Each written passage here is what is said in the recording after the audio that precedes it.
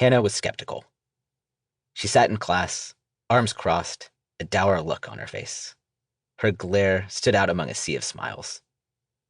Concerned, I sent her a note after class to see how she was feeling about the course and if everything was okay. I know so many of my students are fighting all sorts of battles, which I'm not always privy to. When Hannah responded, I was surprised. I really want to be a changemaker, her email began. I really do. But I just don't believe it's possible anymore. I've lost hope being able to create change. I felt, even recognized her despair, and my heart sank. Still, I saw this as an opportunity to better understand her experience and to perhaps support her to once again identify as a changemaker.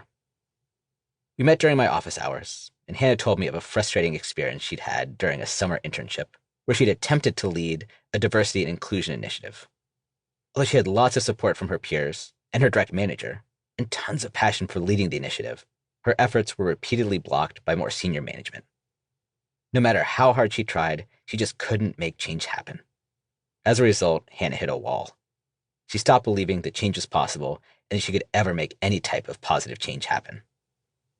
I empathized with her. In fact, I had once been in a very similar situation myself. We began working together to develop her changemaker mindset, a new way of seeing herself and her place in the world around her. Your mindset.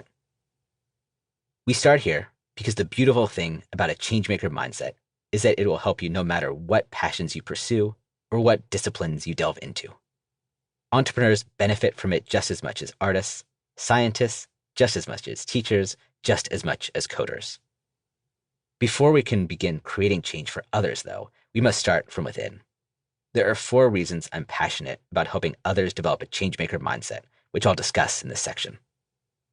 Each of us has incredible power over our mindset. It's based on an internal locus of control. Developing a changemaker mindset is practicable, learnable, and achievable by anyone. I've worked with all kinds of people on this, running the gamut from a formerly incarcerated person to the CEO of a big financial firm. They approached the process in different ways, to be sure, but the end result was the same. This change is a process, not a destination. It's not like there's ever a moment where we can clap our hands and go, okay, great, I'm done with my changemaker mindset. Rather, it's like physical fitness.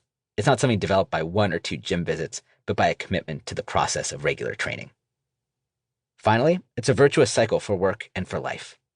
While many folks are inspired to develop their changemaker mindset for work goals, this shift in mindset ends up being equally important for their other roles as parents, friends, and neighbors. Mindset can be simply defined as the established set of attitudes held by someone. The term came to prominence in the late 1990s.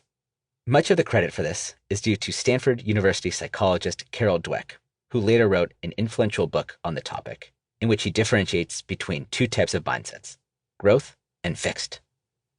A fixed mindset, according to Dweck, is a set of beliefs that one's basic qualities, say intelligence or talent, are unalterable and predetermined traits.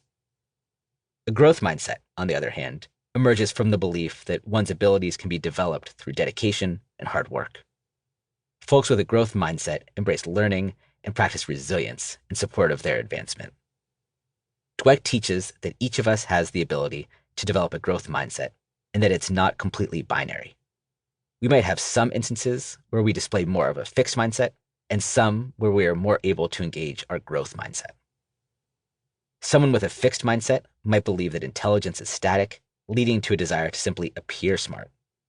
Meanwhile, someone with a growth mindset believes that intelligence can be developed, leading to a desire to learn. We also see this when we look through the lens of challenges and obstacles. Someone with a fixed mindset will avoid challenges at all costs.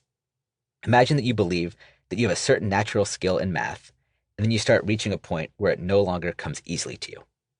If you have a fixed mindset, you'll tend to walk away and give up, because that's a challenge to your belief about your natural intelligence. Meanwhile, someone with a growth mindset will persist. They'll embrace these challenges as a chance for learning and development.